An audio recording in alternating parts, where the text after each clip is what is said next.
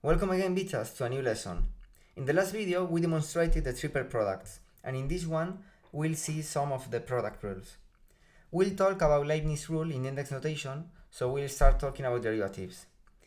We have the null operator, which can be expressed as a vector of partial derivatives, but here in index notation, we work with numbers. So instead of x, y, z, we have del 1, del 2, and del 3. Thus, we may write the null operator in index notation simply as del I, where as always the ith component runs from 1 to 3.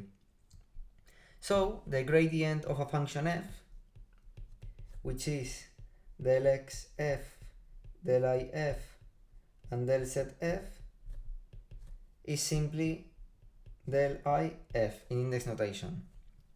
Okay? The divergence of a vector field, which is del x, ax, the same for y, and the same for z, is going to be simply the contraction of the del operator with the vector a. And now for the cross product of a vector, as the rule that we have for the cross product between two vectors, here it's the same. We have the Levi-Civita symbol, and in this case you can imagine the null operator as a vector, so we will have del j, and now the other vector is ak. So you have to be careful, because when we have vectors we could swap indices and the positions of the vectors, but here it's very important that we are working with derivatives, so the del operator is acting on the vector a. So it's extremely important that the vector a, it must be always written in the right hand side of the operator del. If you have some problems or anything, you may just write these parentheses so that you know that you can't put them apart. Okay, so they are going to be stick together. So we shall now begin with the product rules. We are going to start with the third one, and in this case we have that the gradient of the multiplication of two functions is simply the first function times the gradient of the second one plus the second one times the gradient of the first one. So this is actually Leibniz rule, and we're going to see what it is. And we can rewrite this in index notation as del I fj. So derivatives, you know, when we have the derivative of two things multiplying, we have the Leibniz rule. So in this case is the derivative of the first one times with the second one without deriving it, plus the first one without derivation times the derivative of the second one. And now we can write this in vector notation, and this thing is just the gradient of f,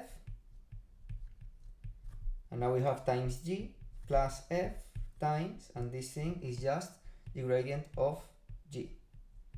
So you see that we have now the same, we have demonstrated like this product rule in index notation.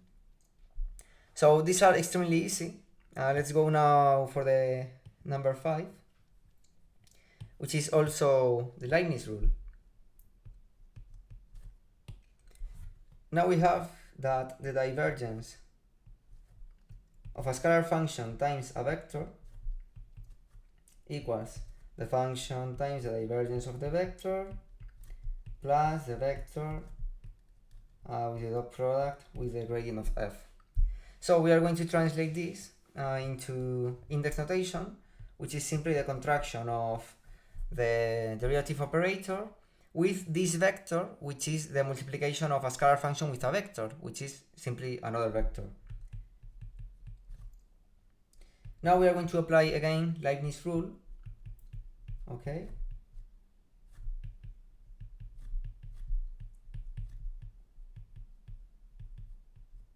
And now we can translate back into vector notation.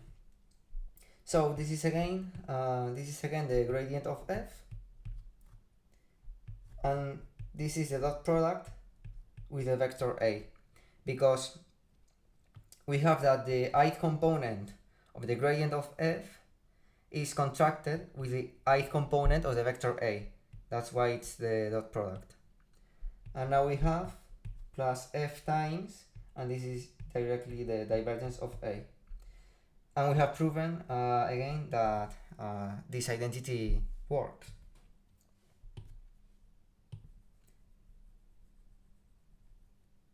We're going to see now number 7, which is also another Leibniz rule. So we have that the curl of a scalar function times a vector equals the scalar function times the cross product, well, the curl of the vector A minus A with the curl of the gradient of f. So we're going to translate this into index notation, and we have that the curl of any vector, we saw it right here, is given by that expression. So we have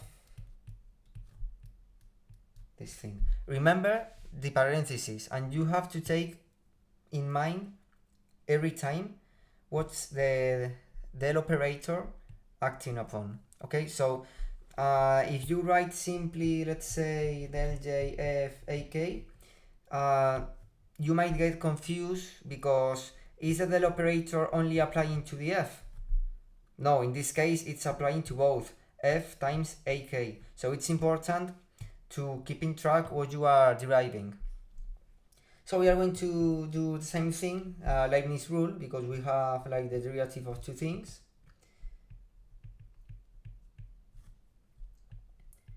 We have now the derivative of the first one times the second one without deriving it, and now this other thing. Okay, so